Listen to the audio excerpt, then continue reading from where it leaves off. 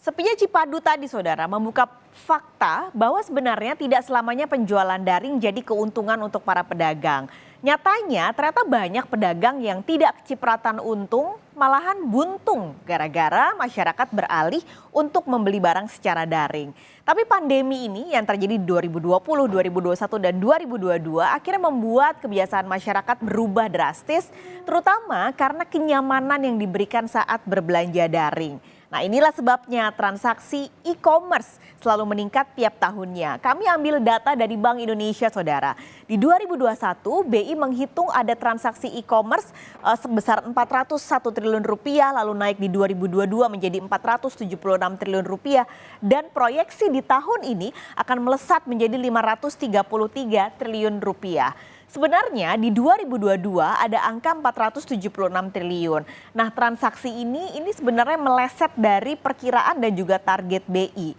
BI melihat salah satunya adalah karena ketika 2022 pembatasannya sudah mulai longgar, akhirnya masyarakat kembali berbelanja secara offline. Tapi nggak itu aja, kemunculan socio-commerce atau social commerce di mana orang-orang bisa jualan di media sosial dan pembeli bisa membeli barang-barang tersebut melalui media sosial. Nah ini akhirnya yang jadi banyak pembahasan saat ini. Gimana sih sebenarnya aturan jualan di media sosial? Kita sebut TikTok misalnya. Kan kalau e-commerce kita beda ya, marketplace ini e-commerce ini aturan dan juga bagaimana bentuknya dengan social commerce sangat berbeda. Misalnya Anda nih, mungkin Anda sering menjelajah TikTok, pasti banyak banget muncul live streaming atau live shopping dengan beragam barang. Dan akhirnya yang jadi sorotan juga bukan hanya mereka yang punya mekanisme anyar yang ternyata kemakan sama konsumen Indonesia. Tapi yang jadi sorotan juga adalah algoritma TikTok yang beberapa orang menyatakan atau berpendapat mereka lebih mengedepankan barang-barang buatannya Tiongkok ketimbang jualan para pedagang mikro dan kecil yang biasanya menjual barang-barang buatan asli dalam negeri. Nah, kalau melihat angka ratusan triliun yang luar biasa besar ini untuk transaksi e-commerce, sebenarnya ini sejalan juga dengan jumlah penambahan pengguna e-commerce. Dari 2018 hanya 93,4 juta saja pengguna e-commerce. Tapi Anda lihat di 2021 kenaikannya cukup signifikan menjadi 158,6, begitu juga dengan 2022 secara stabil proyeksinya hingga 2027 jumlah pengguna e-commerce akan bertambah menjadi 244,6 juta. Artinya ini adalah menurut sumber Statista semakin mendekati jumlah masyarakat Indonesia yang semakin melek pada belanja online terutama di penggunaan e-commerce. Tapi angka ini sebenarnya belum menghitung masyarakat yang sekarang mulai menikmati berbelanja lewat social commerce tadi yang tadi saya sebutkan misalnya Facebook ataupun TikTok. Dan hingga saat ini juga sebenarnya belum ada aturan yang jelas soal social commerce. Pemerintah pun sedang menggodok revisi peraturan Menteri Perdagangan nomor 50 tahun 2020. Aturan ini mencakup beberapa hal, ini adalah 3 diantaranya.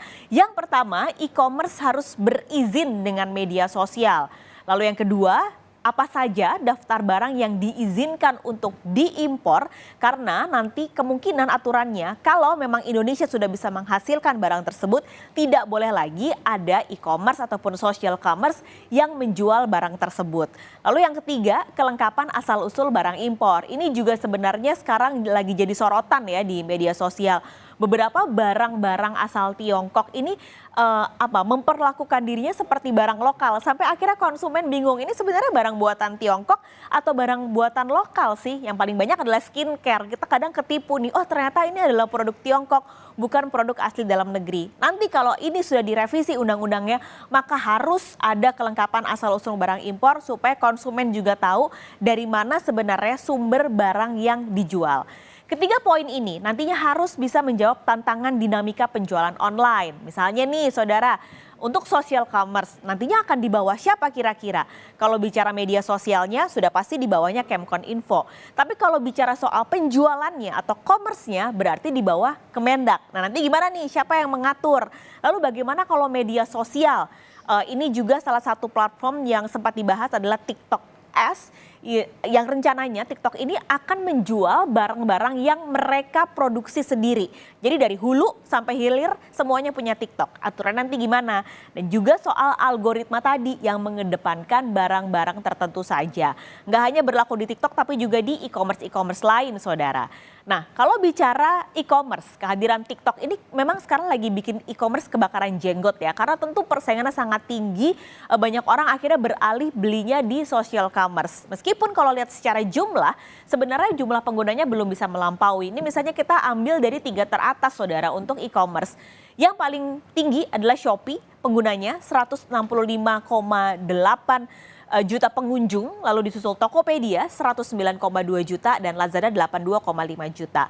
Memang tidak ada data yang spesifik menyebutkan berapa sebenarnya orang yang belanja di TikTok gitu. Tapi kalau kita ambil data kasar saja, pengguna TikTok di Indonesia per April 2023 ada 113 juta pengguna. Bandingkan dengan pengunjung dari Shopee 165,8 juta. Memang masih jauh, tapi ini tentu bikin e-commerce ini was-was karena kenyamanan yang diberikan oleh TikTok untuk para pembelinya ketika mereka berbelanja secara live streaming.